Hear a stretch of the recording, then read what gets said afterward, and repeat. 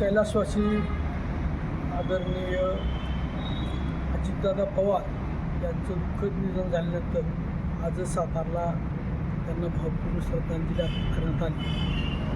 मी एक छोटासा कार्यकर्ता म्हणून एवढंच सांगणार आहे की राज्यातले सहकारी संस्था, मग सहकारी दूध संघ असेल, सहकारी साखर कारखाने असतील, विविध कार्यकारी सोसायटी असतील, जिल्हा मध्यवर्ती बँक असतील, राज्यातला सहकार वाचवण्याचं काम अत्यंत चांगल्या पद्धतीनं आणि बारकाईनं अजितदादांनी या ठिकाणी केलं.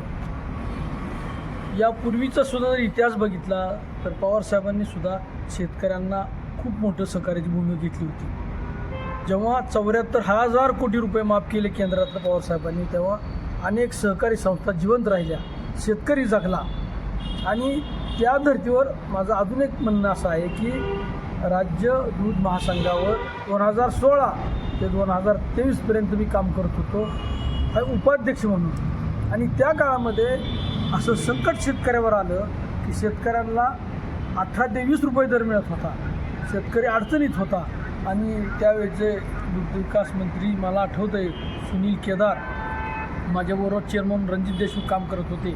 आणि सुनील केदार साहेब मला म्हटले, जरा दादांच्या मागं लागल्याशिवाय काम होणार नाही. दादांच्या मागं आम्ही पाठपुरावा केला आणि दादांनी शेतकऱ्याला वाचवण्यासाठी 287 कोटी रुपये आम्हाला दिले. आणि शासनाचा दर 25 रुपये होता, त्यामुळे आम्ही शेतकऱ्याला 25 रुपये दर दिला आणि शेतकऱ्याला मदत करण्याचं काम केलं. असंच पुन्हा आमच्यावर प्रसंग आला, कारण महानंद ही राज्याची शिखर संस्था आहे. या ठिकाणी मोठ्या प्रमाणात कर्मचारी होते, पगाराचा खूप मोठा 4-5 कोटीपर्यंतचा आकडा होता. आणि परत थोडं संकट आलं, परत दादांनी 70 कोटी रुपये आम्हाला अनुदानाच्या स्वरूपात दिले.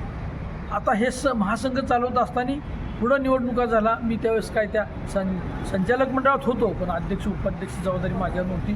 परंतु दादा म्हणत होते, तुम्ही बघा काय करताय, माझी मदत करण्याची तयारी आहे. आणि मग परत दादानी 253 कोटी रुपये महासंघाला, महासंघ वाचण्यासाठी, राज्यातील सहकारी संस्था जिवंत राहण्यासाठी, राज्यातला शेतकरी जगण्यासाठी मदत केली. सतत मदत करण्याची भूमिका दादांनी केलेली आहे. मी मुद्दाम म्हणून या महासंघाच्या बाबतीत यासाठी सांगितलं की त्यांची दूध उत्पादक शेतकऱ्यांना मदत होती, राज्यातल्या साखर व्यवसाय करणाऱ्यांना मदत होती, विकास सोसायट्यांना मदत होती.